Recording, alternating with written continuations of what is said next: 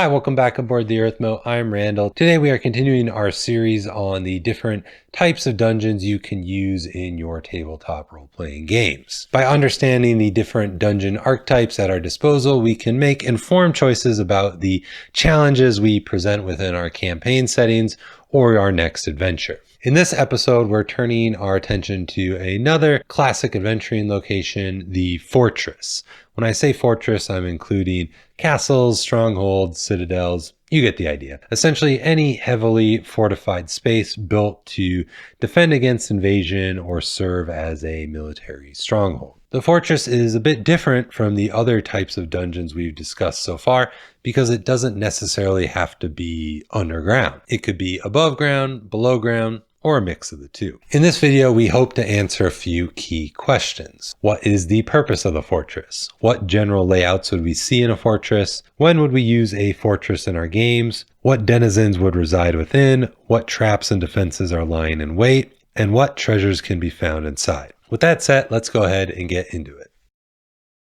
A fortress is designed to be a place of defense, power, and control. Fortresses are big undertakings in architecture and strategy, built to withstand sieges and repel attackers. These locations are often controlled by rulers, warlords, military leaders, or factions looking to control a region. Castles are usually placed in key positions, both for their defensibility, but also for proximity to whatever else is important nearby.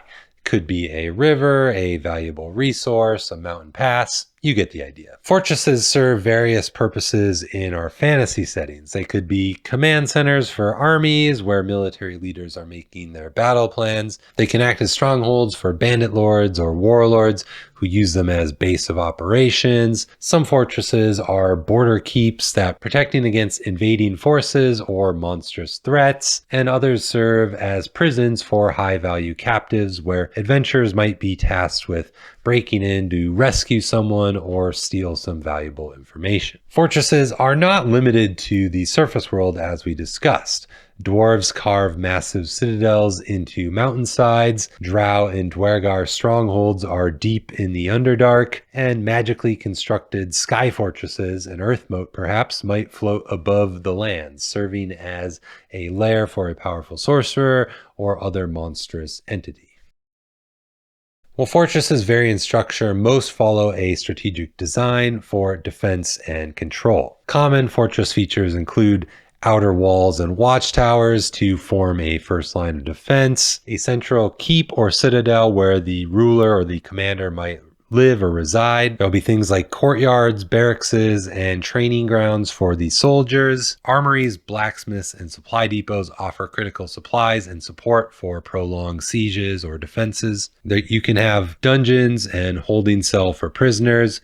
Underground, you might also see cisterns or water supplies, again for a prolonged siege. And then lastly, you might have secret tunnels or escape routes in case of emergencies. Underground fortresses may rely on maze-like corridors or natural caverns for defense, while a sky fortress might have floating platforms and magical barriers instead of walls as defenses. So what kind of monsters and NPCs could we expect to find in a fortress dungeon? First and foremost, active fortresses are going to be populated by soldiers and guards. These can be trained warriors, knights, mercenaries, or conscripted soldiers. Depending on the nature of the fortress and its location, these guards could be elite troops or low-ranking militia. In Fantasyland, fortresses can be held by humans, demi-humans, humanoids, or even giant inhabitants. Orc warbands might control a mountain stronghold. Giants might live in a massive stone citadel in the frozen wastes. Goblins and hobgoblins might have repurposed an abandoned fortress for their own lair. We can also see fortresses employ magical defenders. Animated suits of armor or golems might stand watch in key areas. You could even have wizards serving as arcane guardians. I think that would be a bit rare unless you're playing in a high fantasy setting. Of course, animated armor and golems could be present both in active and abandoned fortresses. Maybe they were left behind, still guarding even though the purpose of the fortress is long gone. In active fortresses, we will probably see beasts of war such as dogs, direwolves, hellhounds, giant lizards, anything trained to fight alongside defenders. Of course, you'll have mounts, whether that's horses, camels, elephants, other giant mammals. And you could have flying mounts, wyverns, drakes, griffins, pegasi, all could be located at the garrison and used by the defenders patrolling their area. Some of these beasts of war or mounts could be left behind in an abandoned fortress. Maybe their masters have left, but some of them somehow remain behind and have kind of become a little bit more feral or wild, but once were there as beasts of war. For other potential inhabitants in an active fortress, you could see things like political prisoners being kept in the dungeons, engineers, blacksmiths, alchemists working on war machines or weaponry. You might see secret agents or spies who are working to undermine the fortress from within. In an active fortress, all of these denizens are going to be alert and engaged in their daily duties, which is going to make infiltration in combat a lot more difficult. If someone tries to fight their way in, it's designed to be a defensive place. That's going to be really challenging for a party trying to get into an active fortress. In an abandoned fortress, maybe these former occupants have been replaced by scavengers, supernatural entities, or wild creatures that now claim the ruins as their own. Undead could be prevalent in an old fortress, depending on if these past defenders suffered defeat because of a foul necromancy or blasphemous curse that has left them in undeath.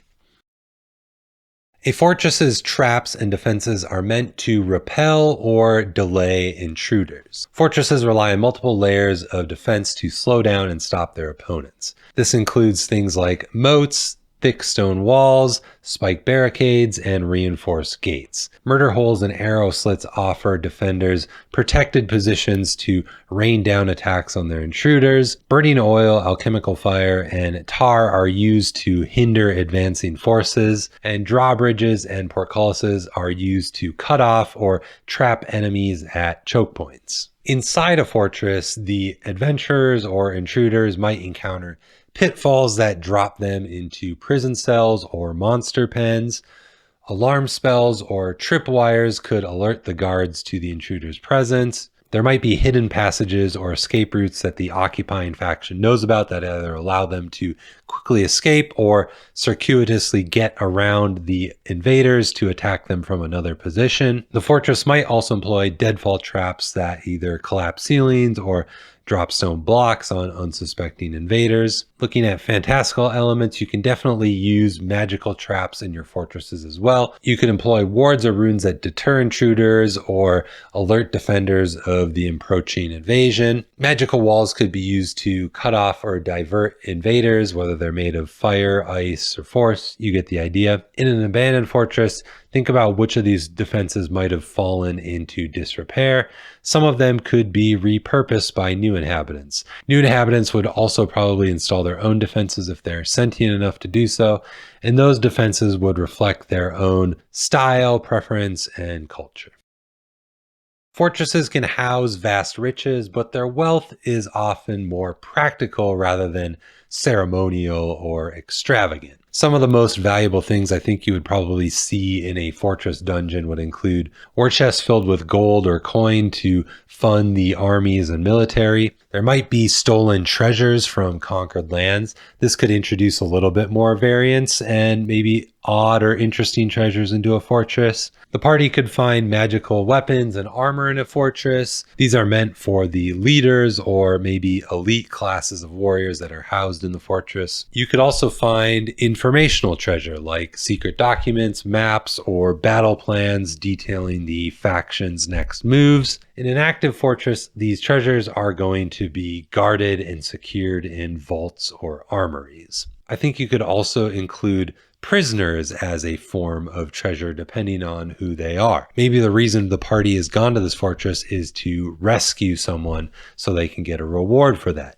Or if they've gone to this fortress and they find prisoners that are politically important, the party could choose to free them, bring them along, and either ransom them back to their factions or collect a bounty for freeing them. And then lastly, in abandoned fortresses, I think these treasures are probably going to be more hidden or lost, kind of left behind. Consider the context of your abandoned fortress. Why did the ruling faction leave the fortress? Were they overrun? The conquerors probably took any of the obvious spoils left behind. If it's an abandoned fortress now occupied by someone else, they might have brought their own treasure in and they've secured it in there. Just be sure to consider those elements in an abandoned fortress if you're using that for your dungeon. Fortress dungeons offer a unique blend of tactical challenges, dynamic encounters, and varied objectives for adventuring. Whether your players are storming a bandit stronghold, infiltrating an enemy castle, or defending a fortress from an invasion, this type of dungeon offers endless opportunities for adventure.